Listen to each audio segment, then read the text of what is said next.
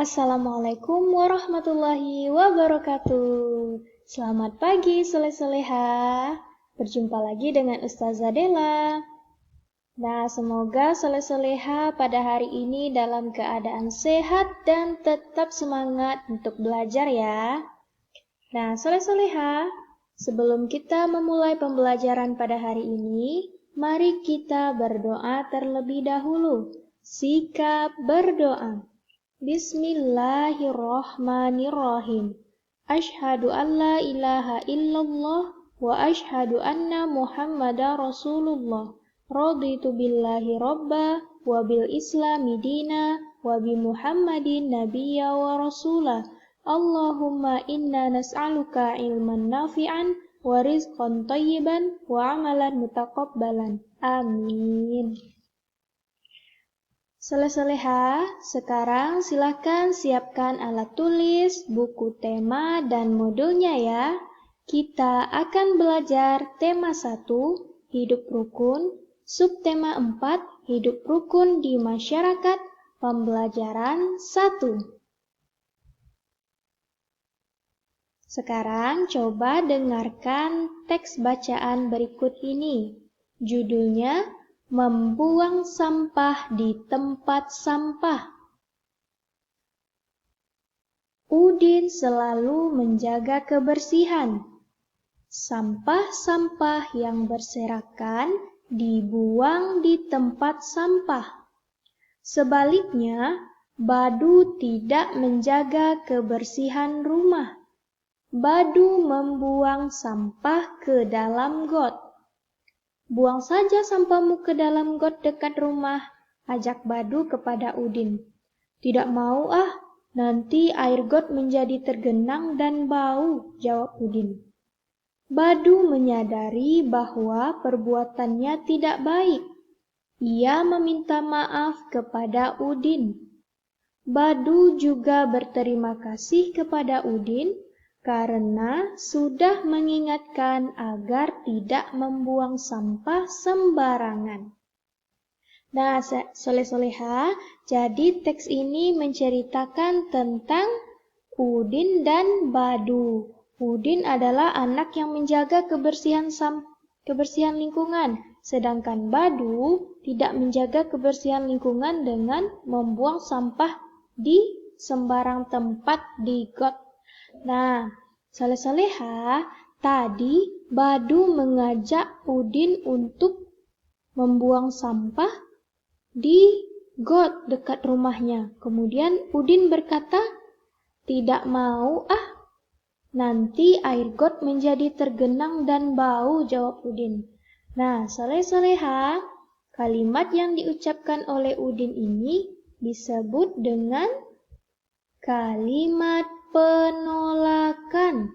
Jadi Udin menolak perintah dari Badu untuk membuang sampah di dekat got rumahnya.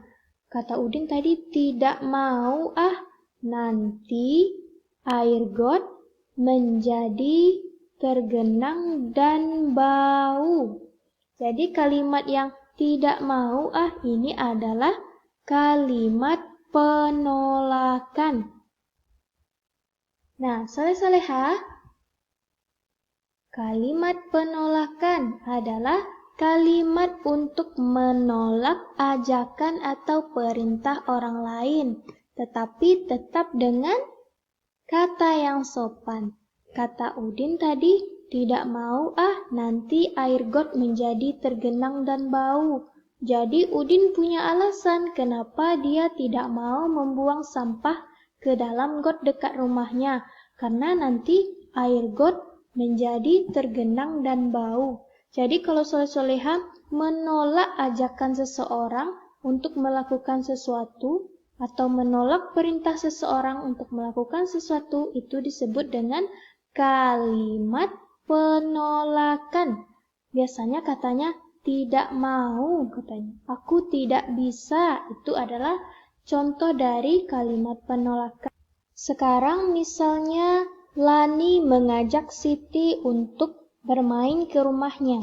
Kemudian Siti menolaknya karena Siti harus pergi mengaji saat itu juga. Nah, bagaimana kalimat penolakannya agar Lani tidak tersinggung?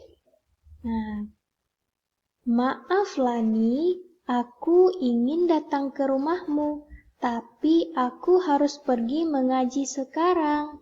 Nah, jadi Siti menolak ajakan Lani untuk datang dan bermain ke rumahnya dengan sopan. Karena bukannya dia tidak mau, tetapi karena dia harus pergi mengaji saat itu juga.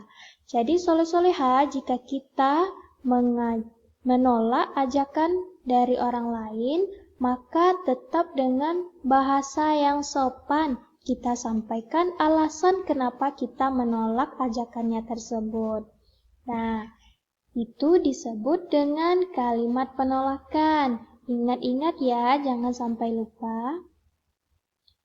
Udin, Edo, dan Siti membuat prakarya di rumah Edo. Mereka membuat prakarya dengan bahan yang berbeda. Coba lihat, di sini bahan prakaryanya adalah kacang-kacangan. Ada kacang hijau, ada biji jagung, ada kacang tanah, ada biji beras juga. Sedangkan yang ini adalah pasir.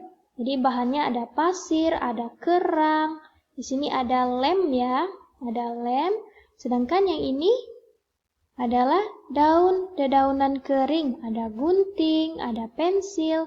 Nah, jadi soleh-soleha untuk membuat prakarya atau untuk menghias gambar yang telah kita buat bisa menggunakan bahan-bahan yang sudah kita sebutkan tadi. Bisa biji-bijian, bisa pasir, bisa juga dedaunan kering. Nah, kalau yang dedaunan kering, yang mana ya hasilnya? Mari kita pasangkan dengan hasil gambarnya. Nah, di sini yang menggunakan dedaunan kering, maka hasil gambarnya adalah yang pertama ini. Jadi ini dihias dengan menggunakan dedaunan kering gambar ikannya.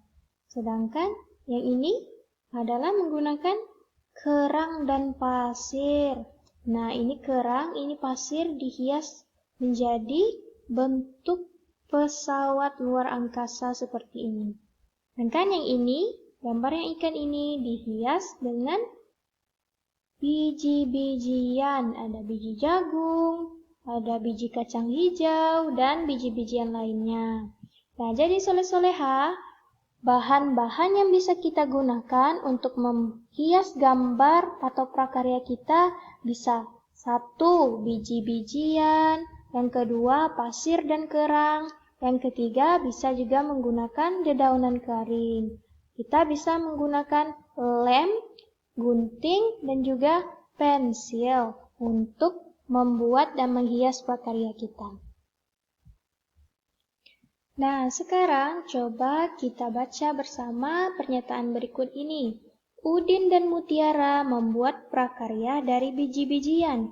Udin menggunakan biji-bijian hingga 239 butir, sedangkan Mutiara sebanyak 185 butir. Nah, soleha, jadi dari pernyataan ini kita akan belajar tentang penjumlahan dan pengurangan. Nah, tadi biji-bijian yang digunakan Udin adalah 239. Coba kita terlebih dahulu belajar penjumlahan. 239. Mutiara sebanyak 185. 185. Kalau penjumlahan berarti kita tambahkan. 239 ditambah 185, seperti yang sudah kita pelajari minggu lalu. Kita mulai menghitungnya dari satuannya, dari yang paling belakang. 9 ditambah 5, hasilnya adalah 14. Nah, bagaimana cara menuliskannya jika dia ada 2 angka? Angka 4 kita letakkan di bawah, sedangkan angka 1 kita letakkan di atas barisan yang puluhan. Nah, jadi bentuknya seperti ini. Sekarang kita tambahkan 1 ditambah 3 sama dengan 4. 4 ditambah 8 sama dengan 12. 12 angkanya juga ada 2 ya. Seperti tadi, angka 2 yang di belakangnya ini satuannya kita tulis di bawah. Sedangkan angka 1 kita letakkan di atas yang ratusan, barisan yang ratusan. Sekarang kita tambahkan. 1 ditambah 2 sama dengan 3, ditambah 1 sama dengan 4. Jadi, untuk penjumlahannya hasilnya adalah 424. Sekarang kita belajar pengurangan. Pengurangan berarti bilangan yang besar kita kurangkan dengan bilangan yang kecil. Nah, tadi 239 dikurang 185. Kita kurangkan dari yang paling belakang, dari satuannya, barisan yang satuan. 9 dikurang 5. Sama dengan 4. 3 dikurang 8. Bagaimana caranya 3 dikurang 8? Nah, karena 3 lebih sedikit daripada 8, jadi caranya adalah kita minta temannya 1 dari angka 2 ini. Kita ambil 1 temannya dari angka 2 yang di depannya. Maka angka 3 ini menjadi 13. Menjadi 13 ya. Nah, karena angka 1-nya kita ambil dari yang ratusan yang di depannya ini. Berarti ini sudah bukan angka 3 lagi, tetapi 13.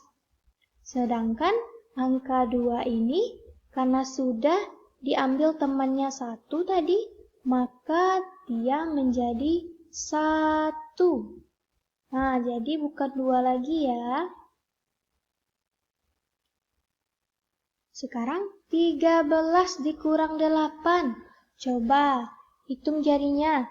13 dikurang 8, maka hasilnya adalah 5.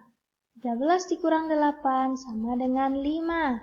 Nah, tadi 2-nya sudah diberikan 1 ya, ditemankan 1 dengan angka 3. Tinggal 1. 1 dikurang 1 sama dengan 0.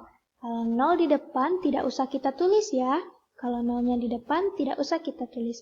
Berarti hasil dari 239 dikurang 185 adalah 54. Nah, untuk yang penjumlahan tadi, yang kita tambahkan tadi, hasilnya adalah 429. Ini dinamakan jumlah. Jadi yang kalau kita tambahkan ini namanya jumlah. Kalau yang kita kurangkan dari pengurangan tadi namanya selisih. Jadi selisih bedanya, beda angkanya dari 239 dengan 185 adalah 54. Jadi beda biji-bijian yang dimiliki oleh Udin dan juga Mutiara adalah sebanyak 54 selisihnya.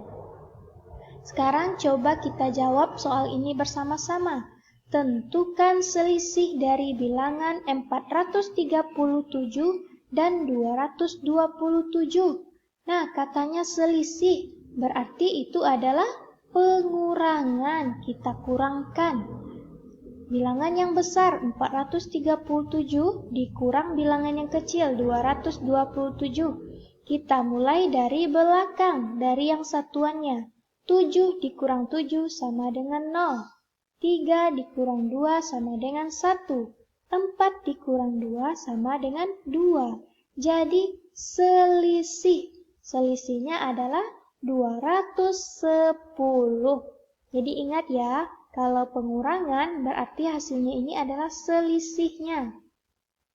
Kita sudah belajar mengenai selisih, penjumlahan, dan juga kalimat penolakan serta bahan-bahan untuk membuat prakarya.